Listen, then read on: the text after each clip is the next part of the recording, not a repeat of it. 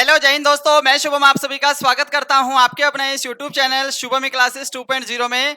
आज हम फिर से एक दिल्ली पुलिस कांस्टेबल के लिए आपके GK GS plus current affair के कुछ प्रश्नों का टेस्ट लगाने वाले हैं और ये हमारा मॉडल टेस्ट पेपर नंबर 6 है। आप सभी मॉडल टेस्ट पेपर को बहुत ज़्यादा सपोर्ट कर रहे हैं, बहुत ज़्यादा प्यार कर रहे हैं। दैट्स मीन कि आपको कंटेंट अच्छा लग रहा है, हमारा पढ़ाई हुआ अच्छा लग रहा है। उम्मीद करूंगा ये वाली क्लास भी आप सभी के लिए बहुत ज़्यादा हेल्पफुल लगेगी, इसमें भी आपको कुछ नया सीखने को मिलेगा। चलिए अपनी क्लास स्टार्ट करते हैं।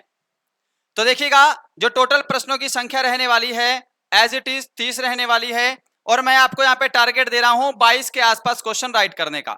इसके अंदर कम से कम 7 क्वेश्चन आपके करंट अफेयर के भी ऐड किए हैं और करंट अफेयर्स जो हैं बहुत ही महत्वपूर्ण ऐड किए हैं। चलिएगा स्टार्ट करते हैं। आज का पहला क्वेश्चन, भारत में सांकेतिक मुद्रा चलाने वाला प्रथम शासक कौन था? जल्दी से आंसर करिएगा। फिरोज शाह तुगलक, गयासुद्दीन तुगलक, मोहम्मद बिन तुगलक या फिर इल्तुतमिश? फटाफट से इस प्रश्न का आंसर कर दीजिए। हाँ जी, भारत में सांकेतिक मुद्रा चलाने वाला शासक कौन था? जो भी यहाँ पे भाई ऑप्शन सी को बता रहे हैं मोहम्मद बिन तुगलक, आपका आंसर करेक्ट है।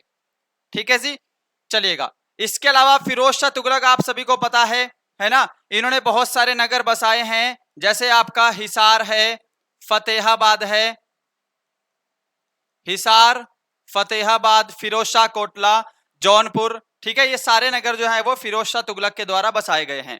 गयासुद्दीन तुगलक कौन थे? तुगलक वंश के संस्थापक, तुगलक वंश के संस्थापक थे गयासुद्दीन तुगलक, ये आपको पता होना चाहिए। अगले प्रश्न पे चलते हैं। क्वेश्चन नंबर 2 आपके सामने स्क्रीन पर, और देखिएगा सारे प्रश्न यहाँ पढ़ना इंपॉर्टेंट और सिलेक्टेड लिए गए हैं। मेनली मैंने यहाँ पे हिस्ट्री और स्टैटिक जीके पर ज्यादा फोकस किया है। ठीक है, सेकंड है कि सीरी का किला नई दिल्ली शहर में पूर्व में हौज खास और उत्तर में मेहरौली के बीच में स्थित है। ठीक है, दिल्ली सल्तनत के शासक डैश के शासनकाल के दौरान यह शहर मंगोलों के हमले से बचाव के लिए बनाया गया था। किस शासक के शासनकाल के दौरान सीरी का किला बना है? बस आपको इतना सा ही पॉइंट बताना है। खिजर खान, बलबन, मोहम्मद बिन तुगलक या फिर अलाउद्दीन खिलजी? एग्जाम में ऐसे ही आते हैं प्रश्न और इस एक प्रश्न से आपके 2 से 3 क्वेश्चन कवर हो जाते हैं। पहला क्या है कि जो सीरी का किला है वह क्या है भाई? नई दिल्ली में है। ठीक, पूर्व में हौज खास, यानी कि हौज खास और मेहरौली के बीच में कौन सा किला है? तो सीरी का किला है। किसके शासनकाल के दौरान बनाया गया? अलाउद्दीन खिलजी के शासनकाल के दौरान बनाया गया। आपका ऑप्शन यहाँ पर डी करेक्ट हो जाएगा। सभी ने ऑप्शन डी को दिया है और यह शहर मंगोलों के हमले से बचाव के लिए बनाया गया था। अच्छा, बात कर रहे हैं अलाउद्दीन खिलजी की, तो एक इंपॉर्टेंट प्रणाली है जिसको बोलते हैं बाजार नियंत्रण प्रणाली। आपसे पूछेगा ना कि बाजार नियंत्रण प्रणाली की शुरुआत किसने की थी, तो ये की थी भाई अलाउद्दीन खिलजी ने, इसका ध्यान रखिएगा। ठीक है, खिजर खान कौन थे? मैंने आपको पिछली क्लासेस में बताया है कि संस्थापक और राजधानियां आपकी कवर होनी चाहिए। खिजर खान कौन थे? सैयद वंश के संस्थापक, सैयद वंश के संस्थापक थे खिजर खान। ठीक है जी। बलबन से क्या क्वेश्चन मैंने आपको बताया है? सबसे पहला, बलबन गुलाम वंश का शासक है एक। बलबन का आपसे पूछ सकता है कि वास्तविक नाम क्या है। आप सब कमेंट बॉक्स में कमेंट करते रहा करो। बलबन का वास्तविक नाम पूछेगा तो बहाउद्दीन है, ये आपको ध्यान रखना है। क्या है? बहाउद्दीन। और बलबन ने क्या क्या शुरू किया था आपको मोटा मोटा बता दें। सिजदा और पोबास पूछेगा किसने चलाया था? सिजदा और पाबोस, यह बलबन के शासनकाल के दौरान बलबन ने चलाया था। अगला बढ़ते हैं, क्वेश्चन नंबर 3 आपके सामने। भक्त तुकाराम किस मुगल शासक के समकालीन थे? जहांगीर, बाबर, अकबर, शाहजहां? जल्दी से इस प्रश्न का आंसर करिए। प्रश्न वेरी वेरी इंपॉर्टेंट है जी। चलें सॉल्यूशन पे। देखिए, आपसे पूछेगा भक्त तुकाराम, तो आपको जहांगीर आंसर कर देना है, ऑप्शन ए। ठीक है, बाबर आपको पता है मुगल वंश के संस्थापक हैं। मैंने हर बार इनके बारे में डिटेल डिस्कस किया है तो आज नहीं करेंगे। अच्छा, अकबर के भी शासनकाल में कुछ महत्वपूर्ण कवि थे, जैसे क्या हो जाएंगे? तुलसीदास, जैसे तुलसीदास। इसके अलावा सूरदास भी किनके शासनकाल में थे? अकबर के शासनकाल में। इसके अलावा मीरा भी किनके शासनकाल में थी? अकबर के शासनकाल में। ये कुछ इंपॉर्टेंट कवि थे। अब यहां पर जो तुलसीदास है ना, तुलसीदास जहांगीर के भी शासनकाल में थे। देखो, तुलसीदास जहांगीर के भी शासनकाल में थे, प्लस ये शाहजहां के भी शासनकाल में रहे हैं। ठीक है ना, ये भी ध्यान रखिएगा। क्वेश्चन नंबर 4 आपके सामने, नर्मदा और ताप्ती नदी के मध्य कौन सी पर्वत श्रेणी स्थित है? ऑप्शन आपके सामने स्क्रीन पर हैं। समय चाहिए किसी भी प्रश्न का आंसर देने के लिए तो आप सेशन को बीच में रोक सकते हैं।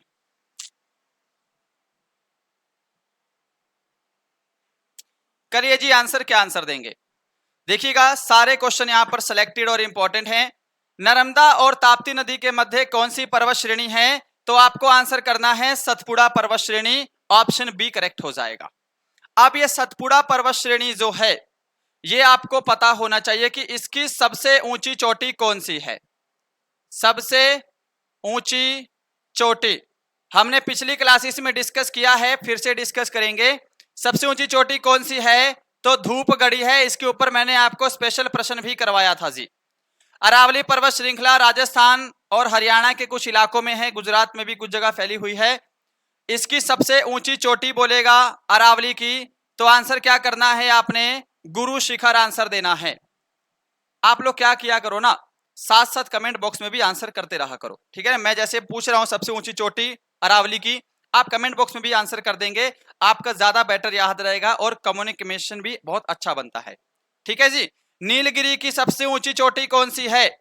जल्दी से कमेंट करो, नीलगिरी की सबसे ऊंची चोटी कौन सी है? तो क्या आंसर देंगे आप? दोड्डा बेटा, दोड्डा बेटा। ठीक है जी। चलिए अगला प्रश्न है आपके सामने स्क्रीन पर, इसका आंसर करिएगा। महात्मा गांधी समुद्री राष्ट्रीय उद्यान भारत के डैश में स्थित एक राष्ट्रीय उद्यान है? लक्षद्वीप में, अंडमान द्वीप समूह, पांडिचेरी या कोलकाता? अच्छा प्रश्न है, आंसर करिएगा जल्दी से। क्या आंसर देंगे? जल्दी से आंसर करिएगा, क्या आंसर देंगे? महात्मा गांधी राष्ट्रीय उद्यान भारत में कहां पर है? तो ये अंडमान द्वीप समूह में है। आपको ऑप्शन बी ध्यान रखना है, इसका ध्यान रखिएगा। ठीक है जी, सभी ने ऑप्शन बी को आंसर किया है। चलिए अगले प्रश्न पे चलते हैं। आपके सामने स्क्रीन पर क्वेश्चन नंबर 6 है, विश्व जैव विविधता दिवस कब मनाया जाता है? और ये तो बेसिक सा प्रश्न हो गया, इसका आंसर करिएगा, बिल्कुल बेसिक है ये। विश्व जैव विविधता दिवस कब मनाया जाता है? जो भी यहाँ पे ऑप्शन बी को बता रहे हैं 22 मई, उन सभी का बिल्कुल करेक्ट आंसर हो जाएगा। ठीक है ना। 11 मई भी इंपॉर्टेंट है, राष्ट्रीय प्रौद्योगिकी दिवस पूछेगा। राष्ट्रीय प्रौद्योगिकी दिवस कब मनाते हैं? तो 11 मई को। ऐसे ही आपका 11 जुलाई है, क्या है? विश्व जनसंख्या दिवस। विश्व जनसंख्या दिवस। 7 अप्रैल को कौन सा दिवस मनाया जाता है? विश्व स्वास्थ्य दिवस। विश्व स्वास्थ्य दिवस, क्योंकि 7 अप्रैल 1948 को स्थापना किसकी हुई थी? WHO की। अगला प्रश्न आपके सामने, वाल्मीकि राष्ट्रीय उद्यान भारत के डैश राज्य के पश्चिमी चंपारण जिले में स्थित बाघ संरक्षण को समर्पित एक राष्ट्रीय उद्यान है? जम्मू कश्मीर, उत्तर प्रदेश, बिहार, कर्नाटक? आंसर दीजिएगा इस प्रश्न का, बहुत ही अच्छा प्रश्न है। राष्ट्रीय उद्यान पूछा है, दूसरा प्रश्न है ये राष्ट्रीय उद्यान से। वाल्मीकि राष्ट्रीय उद्यान भारत के किस राज्य में है? ये भी पूछ सकता है डायरेक्ट, मैंने तो इतना लंबा चौड़ा दिया है। ये कहां पर है? तो बिहार में है। ऑप्शन आपका सी करेक्ट हो जाएगा जी, आंसर मैच करेंगे। चलिएगा नेक्स्ट क्वेश्चन आपके सामने स्क्रीन पर, हुंडई मोटर इंडिया लिमिटेड के ब्रांड एम्बेसडर कौन है? युवराज सिंह, हार्दिक पांड्या, ईशान किशन, लोकेश राहुल? देखिए ब्रांड एम्बेसडर, सीईओ अब एग्जाम में थोड़े कम आ रहे हैं, ठीक है ना, बट करंट अफेयर्स का ये एक इंपॉर्टेंट टॉपिक है और हम इसको छोड़ेंगे नहीं, हम इसको कंप्लीटली डिस्कस भी करेंगे। ठीक है जी। यहाँ पे Hardik Pandya, option B correct answer हो जाएगा। जिस भाई ने ऑप्शन बी को दिया है उनका राइट आंसर है जी। क्वेश्चन नंबर 10 आपके सामने, 9 है सॉरी। संकोच नदी किन दो राज्यों के बीच सीमा बनाती है? ऑप्शन आपके सामने अवेलेबल हैं। आंसर के लिए समय चाहिए तो आप सेशन को बीच में रोक लीजिएगा, ठीक है। आंसर करिएगा, जल्दी से आंसर करिए। देखिए संकोश नदी पूछेगा ना, संकोश नदी का उद्गम स्थल, तो ये भारत की नदी नहीं है, इसका उद्गम स्थल जो है उत्तरी भूटान से है। उत्तरी भूटान से यह नदी निकलती है और उसके बाद कहां जाती है, आसाम के ब्रह्मपुत्र नदी में मिल जाती है। आसाम में जो ब्रह्मपुत्र नदी है उसमें मिल जाती है ये, ठीक है। आपसे पूछा है किन दो राज्यों के बीच सीमा बनाती है, तो आसाम तो अब इसमें आएगा ही आएगा। आसाम और अरुणाचल प्रदेश, हमारा option B correct, option A correct हो जाएगा, माफ चाहेंगे। बताइएगा सभी ने क्या ऑप्शन ए को दिया है। अगला प्रश्न आपके सामने स्क्रीन पर, किस एक्ट ने भारत में ईस्ट इंडिया कंपनी के व्यापार एकाधिकार को समाप्त कर दिया था। विनियम अधिनियम 1773, पीट्स इंडिया अधिनियम 1784, चार्टर अधिनियम 1813 या चार्टर अधिनियम 1833। इसमें डाउट भी रहेगा कुछ बच्चों का, है ना। देखो यहां पे ऑप्शन सी आपका राइट हो जाएगा, चार्टर अधिनियम 1813। 1833 भी है। देखो ये ईस्ट इंडिया के व्यापार के एकाधिकार को समाप्त किया था। चार्टर अधिनियम में क्या है कि चीन के साथ भारत के व्यापार अधिनियम को, व्यापार एकाधिकार को समाप्त किया था। मैं शॉर्टकट में लिख दे रहा हूं, ठीक है ना। जहां पर चीन का जिक्र हो जाएगा या फिर चाय का जो बागान है, ठीक है, उसका भी एकाधिकार समाप्त कर दिया गया था। जहां पर चीन और चाय का जिक्र होगा 1833 अधिनियम है। ईस्ट इंडिया के साथ जो एकाधिकार समाप्त हुआ है वो 1813 अधिनियम है चार्टर एक्ट का, ठीक है भाई। आगे बढ़ें, क्वेश्चन नंबर 11 देखिए। कैबिनेट मिशन योजना के अनुसार जुलाई 1946 में संविधान सभा का चुनाव हुआ, जिसमें कुल 379 सदस्य थे। इसमें महिला सदस्यों की संख्या डैश थी। सिंपल प्रश्न है ये, तो इसको गलत मत करिएगा आप लोग, ठीक है ना। ये बहुत ही सिंपल प्रश्न है भाई। महिला सदस्यों की संख्या कितनी थी, 15 थी भाई। ऑप्शन सी आपका करेक्ट हो जाएगा, मैच करिएगा जी। अगले प्रश्न पे चलते हैं, 12 नंबर। भारत और डैश के बीच द्विपक्षीय नौसैनिक अभ्यास समुद्र शक्ति का चौथा संस्करण मई 2023 में हुआ है। अभ्यास कौन सा है, समुद्र शक्ति, ठीक है ना। वेन्यू पूछेगा तो दक्षिण चीन सागर में हुआ है। ये दक्षिण चीन सागर में यह अभ्यास किया गया है। भारत और किसके बीच में, इंडोनेशिया के बीच में। ऑप्शन आपका डी करेक्ट हो जाएगा। आंसर मैच करते जाइए बस, आप लोग मुझसे पहले आंसर देने का प्रयास करिएगा। आगे बढ़ते हैं क्वेश्चन नंबर 13 की तरफ। शक संवत पर आधारित राष्ट्रीय कैलेंडर भारत द्वारा डैश पर अपनाया गया था। ये तो सिंपल है भाई, बेसिक प्रश्न है। सारे तो टफ आएंगे नहीं कभी भी एग्जाम में। अगर सारे टफ आएंगे तो फिर तो 50 में से आपके 25 क्वेश्चन भी मुश्किल हो जाएंगे, है ना। कुछ करने लायक प्रश्न भी देता है और कुछ प्रश्न आपके पास ऐसे आएंगे एग्जाम्स में जिनका सॉल्यूशन ही नहीं होगा भाई, बनेंगे ही नहीं वो प्रश्न, ठीक है ना। ऐसा भी होगा वो गूगल करते रह जाओगे ना उनको आने के बाद, तो वो गूगल पे मिलेंगे नहीं आपको। बिल्कुल डिटेल से कोई पैराग्राफ, कुछ आर्टिकल्स पढ़ना पड़ेगा तो वो क्वेश्चन वहां पर दिखेगा आपको। तो ऐसे प्रश्नों को अवॉइड भी करना है। देखो अब ध्यान से, शक संवत पर आधारित राष्ट्रीय कैलेंडर भारत द्वारा 22 मार्च 1957 को अपनाया गया। ऑप्शन आपका बी करेक्ट हो जाएगा जी, ठीक है ना। शक संवत के बारे में सभी को पता है। शक संवत 78 ईस्वी में शुरुआत हुई थी इसकी, ठीक है ना। किसने की थी, तो कुषाण वंश के शासक कनिष्क ने।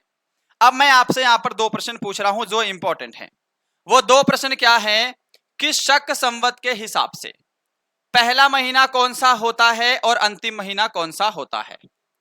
पहला महीना क्या है और आपसे पूछेगा अंतिम महीना क्या है। बताओ भाई क्या आंसर करेंगे। बोलते हैं ना कि संवत चेंज हो गया है भाई, होली के बाद संवत चेंज हो जाता है, ऐसा कुछ है ना। देखो पहला महीना जो है शक संवत के अनुसार वो है चैत्र, अंतिम महीना होता है फाल्गुन, ठीक है। आपसे पूछेगा तो गलत मत करिएगा। अब क्वेश्चन नंबर 14 है, हजारा एवं विठल स्वामी मंदिर का निर्माण किसने करवाया था। नरसिंह देव प्रथम, कृष्ण देव राय, फिरोज शाह तुगलक, अलाउद्दीन खिलजी। अगर सेशन को लाइक नहीं कर रहे हो ना तो लाइक भी कर देना भाई, अगर पसंद आ रहा है तो, ठीक है। अगर आप चैनल से नए जुड़े हो तो पुरानी वीडियोस भी देखिएगा, दिल्ली पुलिस की बहुत सारी वीडियोस बना रखी हैं ऑलरेडी, उनको जरूर देखिएगा।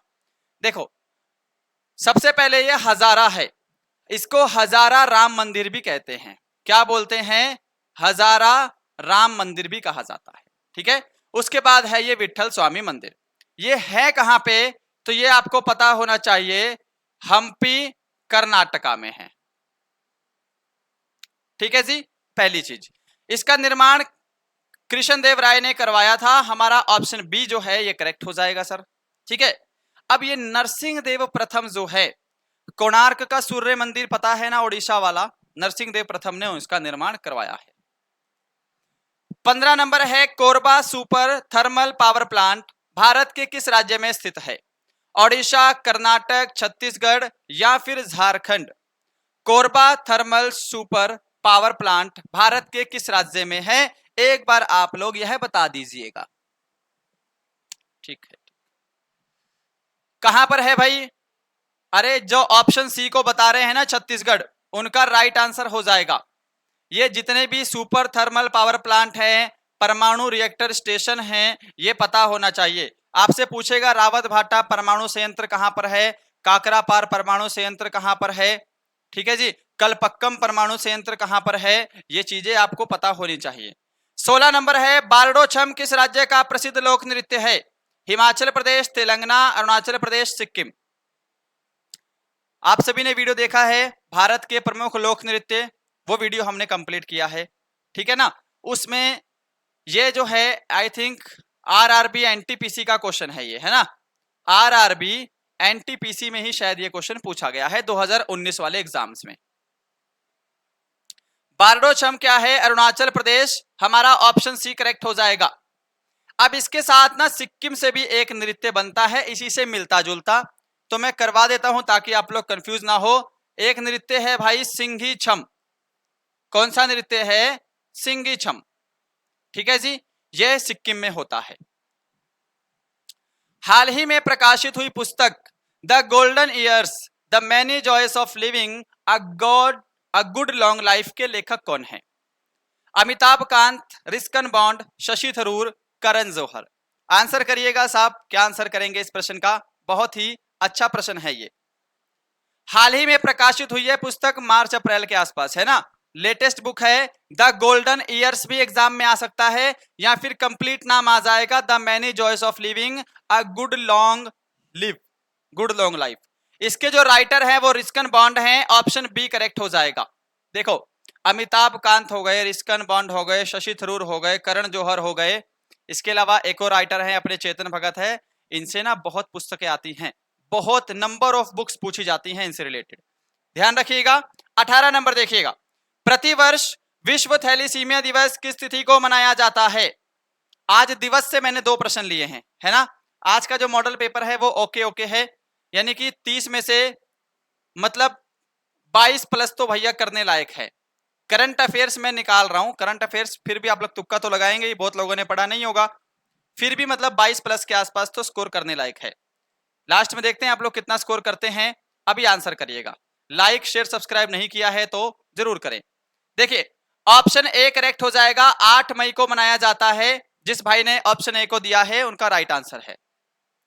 20 अगस्त को क्या मनाया जाता है? राष्ट्रीय सद्भावना दिवस, राष्ट्रीय सद्भावना दिवस मनाया जाता है सर।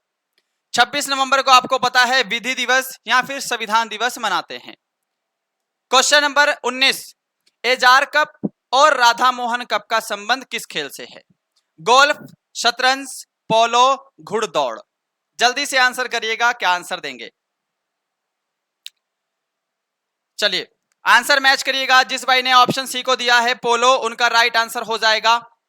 पोलो के खेल में आपको पता है ना कितने प्लेयर होते हैं। अब ये वाला जो प्रश्न है ना, यहां पर तो करंट अफेयर से रिलेट कर दिया मैंने, ठीक है, बट ये प्रश्न वैसे भी एग्जाम्स में आने लगा है और आता है। प्रश्न क्या है? जल्लीकट्टू खेल उत्सव 2023 की शुरुआत कहां पर हुई है? अगर आप सभी को पता हो कि जल्लीकट्टू जो खेल उत्सव है ये पोंगल त्योहार का एक भाग है, किसका एक भाग है? पोंगल त्योहार का ही एक भाग है। अब पोंगल त्योहार कहां मनाया जाता है? तो तमिलनाडु में, यानी कि जल्लीकट्टू उत्सव भी तमिलनाडु का है, ऑप्शन बी। बट अब एक चीज और देखो, यहां पर तो दे दिए स्टेट के नाम, अगर स्टेट के नाम ना दे, करंट अफेयर से रिलेट करके पूछे कि कहां मनाया गया है, तमिलनाडु ना देकर पूछेगा कहां मनाया गया है, तो ध्यान रखिएगा साहब, मदुरई आंसर करिएगा आप लोग, ठीक है ना। मदुरई के अवनियापुरम गांव में, अवनियापुरम गांव है ये एक, ठीक है। वैसे तो आपसे मदुरई पूछेगा, मदुरई दे देगा आपको, मद्रास दे देगा आपको, ठीक है, इस टाइप से ऑप्शन दे देगा। दो तीन जो है साउथ इंडिया के अच्छी अच्छी सिटीज के नाम दे देगा। तो मदुरई के अवनियापुरम गांव में मनाया गया है। नेक्स्ट बढ़ते हैं क्वेश्चन नंबर 21। लोकसभा के पीठासीन अधिकारी को डैश कहा जाता है? प्रधानमंत्री, स्पीकर, उपसभापति, राष्ट्रपति।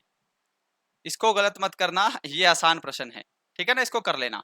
अच्छा, मैंने आपसे पिछली क्लास, कल हमारी क्लास हुई नहीं है ना, माफी चाहूंगा उसके लिए, कंटेंट नहीं बन पाया था और थोड़ा सा लाइटिंग का इशू था यहाँ पे।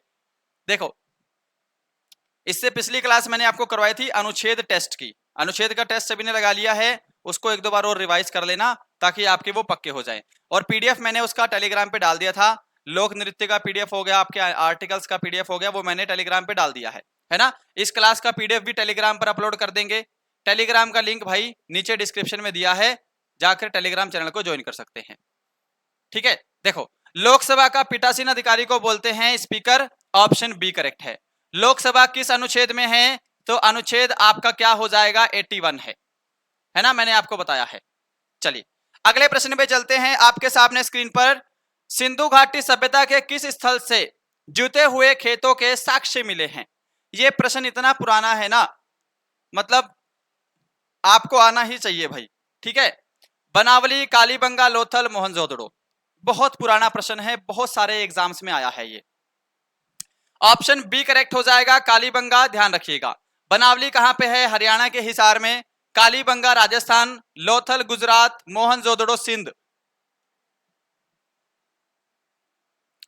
इसका आंसर करिएगा, रेगुलेटिंग एक्ट की कमजोरियों को दूर करने और अंग्रेजों के हितों की रक्षा करने के लिए 1784 में ब्रिटिश संसद ने डैश पास किया था? Rowlatt act, Pitt's India act, charter अधिनियम, मार्ले मिंटो एक्ट। अगर मैं मानता हूं कि आपको इसका आंसर नहीं पता, फिर भी प्रश्न के अंदर ही हिंट दिया हुआ है। जब एग्जाम में बैठेंगे ना आप लोग प्रश्न को सोल्व करने, तो एकदम प्रेजेंस ऑफ माइंड के साथ बैठना, ये नहीं कि एग्जाम चल रहा है और आपका माइंड कहीं और जा रहा है कि सिलेक्शन होगा या नहीं होगा, घर में क्या समस्या है, क्या स्थिति है, वगैरह वगैरह नहीं, उस समय आपका माइंड जाना नहीं चाहिए, क्योंकि फिर पेपर खराब होता है एट द एंड, ठीक है ना। अब इसमें हिंट क्या है? ये 1784 हिंट दिया है ना, कि 1784 में ब्रिटिश संसद में डैश पास किया गया। अब मैं बात करूं रोलेट एक्ट की, रोलेट एक्ट कब पास किया गया था भाई? 1919 में, ठीक है ना। चार्टर अधिनियम क्या है? 1813 में है, और एक 1833 में पास हुआ है। ये मैंने आज दोनों डिस्कस कर लिए हैं, ठीक है ना। मार्ले मिंटो एक्ट 1909 में पास हुआ है। पिट्स इंडिया एक्ट ऐसा एक्ट है जो 1784 में पास हुआ था। ये हमारा ऑप्शन बी करेक्ट हो जाएगा। क्वेश्चन नंबर 24, किसने पुरुष एकल में ऑस्ट्रेलिया ओपन 2023 का खिताब जीता है? नोवाक जोकोविच, Carlos Alcaraz, Rafael Nadal, Ivan Dodig. जल्दी से आंसर करिएगा,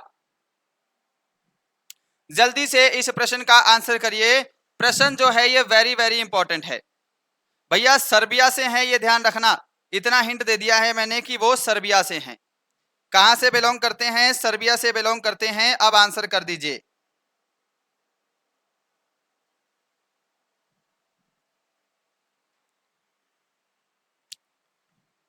देखो, सर्बिया से कौन बिलोंग करता है? नोवाक जोकोविच। ऑप्शन ए करेक्ट आंसर हो जाएगा। इन्होंने ऑस्ट्रेलिया ओपन का खिताब जीता है। अगर आपसे रनर अप पूछेगा, रनर अप भी इंपॉर्टेंट होता है एग्जाम में, उपविजेता, क्योंकि इनका नाम लगभग सभी को पता है। उपविजेता कौन है? एस सित्सिपास, सित्सिपास, ठीक है ना। इनका पूरा नाम स्टोफानेस सित्सिपास है, ठीक है ना। थोड़ा बोलने में गड़बड़ है प्रोनाउंसिएशन में। स्टोफानेस सित्सिपास। ये कहां से हैं? तो ये ग्रीस से बिलोंग करते हैं, ये आपको पता होना चाहिए। नोवाक जोकोविच कहां से हैं? तो सर्बिया से हैं। ठीक है भाई, ये सारी चीजें आपको पता होनी चाहिए, एग्जाम के लिए अच्छा है। और दूसरी चीज क्या है, देखो राफेल नडाल भी यही खेल खेलते थे। राफेल नडाल कहां से हैं? तो स्पेन से हैं। राफेल नडाल ने यह जो खिताब है वो 10 बार जीता है ऑस्ट्रेलिया ओपन का। अब नई चीज क्या है कि जो नोवाक जोकोविच हैं सर्बिया के, इन्होंने भी जब 2023 का ये खिताब जीता है तो इन्होंने भी यह अपना 10वां खिताब जीता है। अगर एग्जाम में प्रश्न बनेगा ना कि नोवाक जोकोविच जिन्होंने ऑस्ट्रेलिया ओपन में जो है खिताब जीता है वह उनके कौन से नंबर का खिताब था, तो वह 10वें नंबर का खिताब है जो इस बार जीता है ना। आगे बढ़ते हैं 25 नंबर। सुवा नृत्य जिसे तोता नृत्य भी कहा जाता है किस राज्य से संबंधित है? सुवा नृत्य, नृत्य का दूसरा प्रश्न है ये आज का। ठीक है भाई, आंसर करो। आपसे तोता नृत्य भी एग्जाम में आ सकता है भाई, या फिर सुवा नृत्य आ सकता है। ये छत्तीसगढ़ में किया जाता है, छत्तीसगढ़ के साथ साथ एमपी के भी कुछ इलाकों में होता है। ऑप्शन बी करेक्ट हो जाएगा सर। 26 नंबर देखिएगा, ग्लोबल जेंडर गैप इंडेक्स 2023 में भारत की रैंक क्या है? आसान प्रश्न है ये तो आपको पढ़ने ही पड़ेंगे, ये मैं टॉपिक तो आपको करवाऊंगा एग्जाम से पहले, ठीक है ना। एग्जाम की एक बार थोड़ी डेट फाइनल होने दो, एक एक दिन में 2-2 3-3 टॉपिक आपको करवाए जाएंगे करंट अफेयर्स के। और करंट अफेयर्स तो मैं आपको 90% कंप्लीट ही करवा देंगे, ठीक है भाई। अब यहां पर तो गड़बड़ हो गया शायद, है ना, ऑप्शन में तो गड़बड़ हो गई है मेरे ख्याल से। टोटल क्या है, 146 देश थे। 146 देशों में मेरे हिसाब से भारत की रैंक 127 है भाई। 127 रैंक है भारत की, है ना। एक बार चेक कर लूं क्या, इसमें डाउट हो गया, यहाँ पे 127 ऑप्शन में नहीं है। ग्लोबल जेंडर गैप इंडेक्स समानता लैंगिकता में 146 देशों में 127, ठीक है। 127 नंबर पे है भाई, यहां पर चारों ऑप्शन रॉन्ग है, कंफर्म है 127।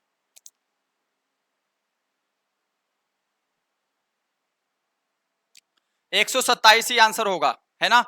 मुझे लग भी रहा था कि इसमें चारों ऑप्शन रॉन्ग हैं। चलो ध्यान रखिएगा, 127।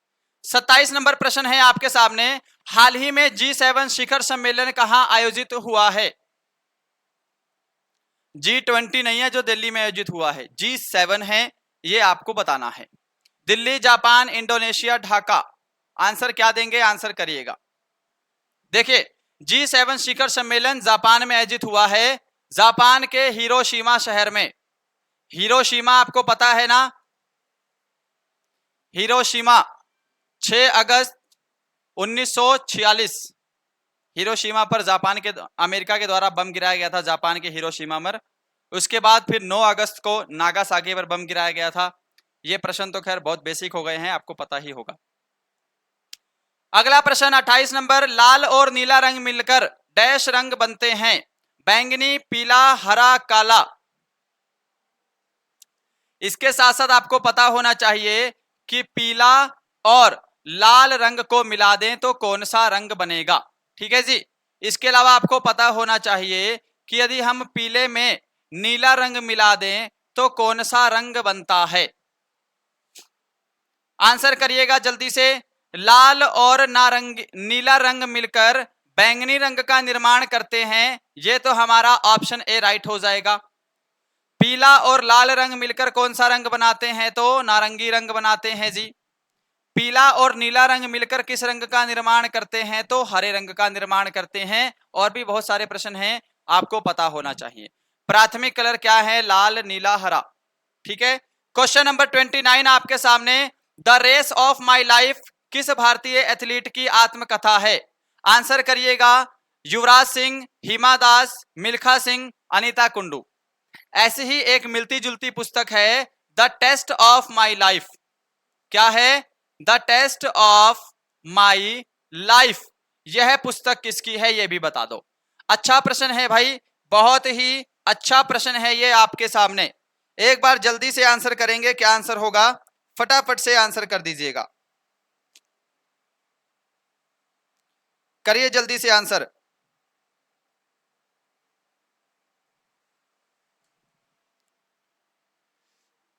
देखो the test of my life जो है ना, ये तो मैंने आपको पहले करवाया है ना। क्या आंसर होगा यहाँ पे? युवराज सिंह होगा। The race of my life हो जाएगा Milkha Singh, option C correct हो जाएगा। यह प्रश्न पुराने एग्जाम से लिया है, एसएससी एमटीएस से।